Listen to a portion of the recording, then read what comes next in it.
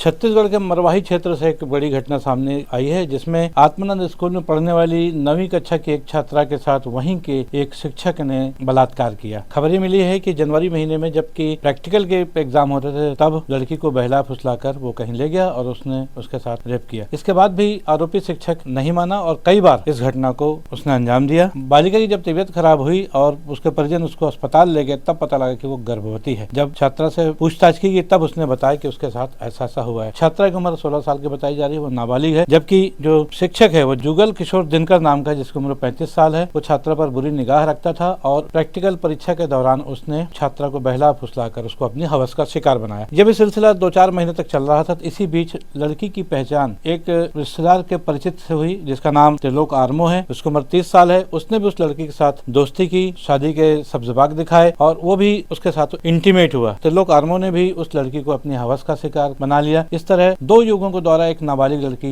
लगातार हवस का शिकार बनती रही और गर्भवती होने के बाद ये बात सामने आई। बहरहाल लड़की के परिजनों ने मरवाही और पेंड्रा थाने में दोनों जगह अलग अलग रिपोर्ट कराई है, क्योंकि जुगल किशोर दिनकर जो कि टीचर है वो मरवाही थाना क्षेत्र के अंतर्गत उसका आता है मामला, और जबकि त्रिलोक आर्मो हो वो उसका गोरेला पेंड्रा थाने क्षेत्र में उनकी घटना आती है। बहरहाल दोनों मामलों में पुलिस ने अपराध दर्ज कर लिया है और दोनों ही आरोपियों की गिरफ्तारी हो चुकी है। लेकिन बहुत ही शर्मसार करने वाली घटना है कि जबकि स्कूल में पढ़ने वाली किसी नाबालिग छात्रा के साथ वहीं पर शिक्षा देने वाला एक शिक्षक इस किस्म की हरकत करता है, तो समाज में ये बहुत गलत संदेश जाता है, क्योंकि शिक्षा एक ऐसा मंदिर होता है जहाँ से बच्चे अपने जीवन की एक आधारशिला रखते हैं। बहरहाल इस घटना को लेकर तमाम तरह की बातें हो रही हैं और पुलिस अपनी कार्रवाई में जुट गई है। अब एक खबर हम झारखंड से बताने जा रहे हैं। 1 करोड़ का नक्सली प्रयाग मांझी आखिरकार ढेर हो गया है। लगभग 30 घंटा पहले झारखंड के बोकारो क्षेत्र में, जहाँ पर ललपनिया लुगुगुरु पहाड़ है, उसके नीचे सुरक्षा बलों के साथ नक्सलियों की मुठभेड़ हुई थी, जिसमें 8 नक्सली मारे गए। खबर यह है कि एक बहुत ही खूंखार इनामी नक्सली, जिस पर 1 करोड़ का इनाम रखा गया था सरकार ने, प्रयाग मांझी, उस एनकाउंटर में मारा गया है। इसके अलावा जो अन्य 7 लोग भी मारे गए हैं, उसमें एक पर 25 लाख रुपए का इनाम था और दूसरे नक्सली पर 10 लाख रुपए का इनाम था। बहरहाल ये माना जा रहा है कि जयराम उर्फ चलपति, जो कि छत्तीसगढ़ का एक खूंखार नक्सली था, उस पर भी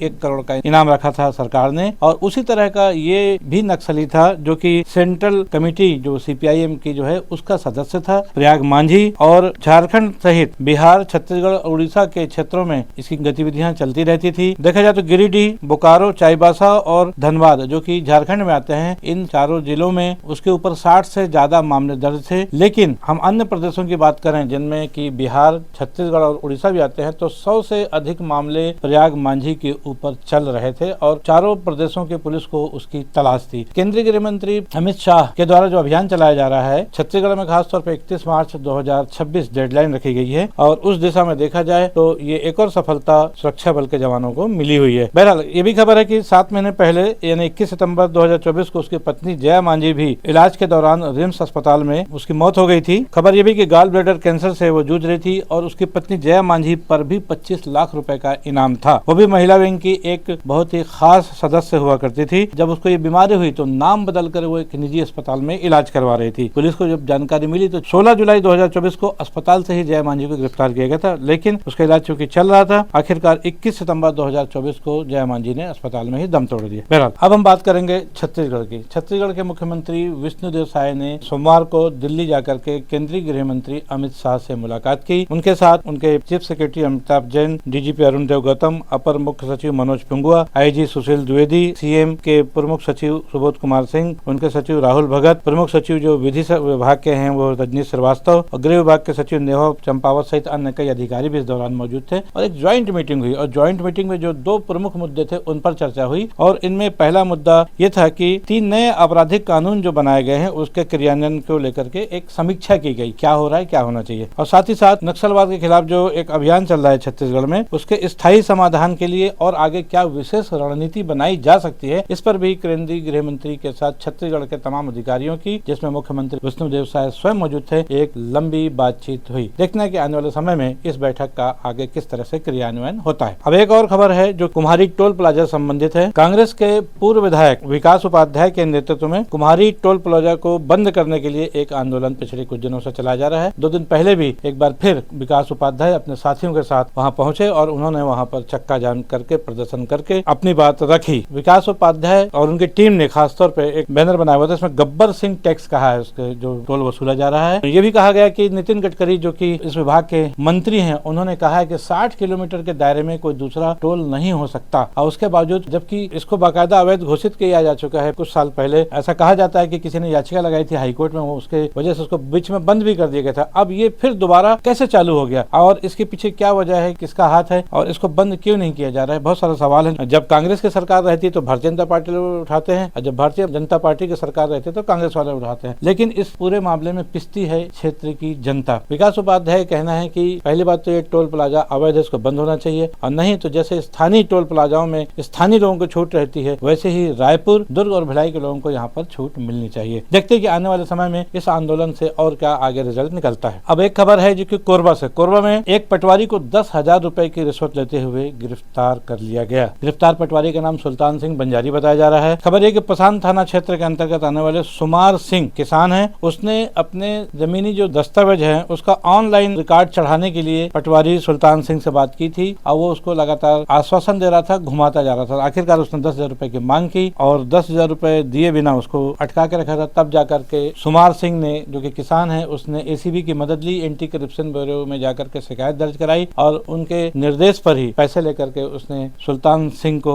पटवारी है, उसको पैसे दिया और जैसे ही उसने पैसे दिए सिग्नल हुआ और एसीबी की टीम ने सुल्तान सिंह को धर दबोचा। बहरहाल एसीबी की टीम इस संबंध में पटवारी के खिलाफ आवश्यक कानूनी कार्रवाई कर रही है। और एक आखिरी खबर है नारायणपुर से है। नारायणपुर में अंतरजातीय विवाह प्रोत्साहन योजना के तहत 2 नए दंपतियों को 2.5 लाख रुपए की सहायता राशि दी गई है। आपको बता दें कि अंतरजातीय विवाह प्रोत्साहन योजना के तहत अनुसूचित जाति के व्यक्ति का किसी अन्य हिंदू जाति के व्यक्ति के साथ अंतरजातीय विवाह कहा जाता है इसको। ऐसे विवाहों के लिए सरकार जो है 2.5 लाख रुपए तक की मदद करती है और इसमें केंद्र सरकार और राज्य सरकार दोनों का 50-50% योगदान रहता है। हाल ही में 2 नौ दंपतियों को इस योजना का लाभ दिया गया और ये दोनों दंपति में से एक तो ब्रेहबेड़ा निवासी है हरिराम नेताम और संगीता नेताम, और दूसरा जो जोड़ा है वो सोलेंगा निवासी नागेश बेसरा और शोभना बेसरा का। और इन लोगों को पहले 1-1 लाख रुपए दिया जा चुका था। इसलिए शेष राशि जो 1.5 लाख रुपए की है वो नारायणपुर की कलेक्टर प्रतिष्ठा ममगाई के द्वारा एक बार फिर दोनों जोड़ों को बुलाकर उनको 1.5 लाख का चेक और दिया गया। आज की खबरों में बस इतना ही। मैं हूं बीडी निजामी, आप देख रहे हैं न्यूज T20। हमारी ये खबरें आपको कैसी लगी इस पर अपनी राय अवश्य दें। खबरों को लाइक करना ना भूलें और चैनल को सब्सक्राइब करना भी। कल फिर मिलेंगे कुछ नई खबरों के साथ, तब तक के लिए दीजिए इजाजत। जय हिंद, जय भारत, जय छत्तीसगढ़।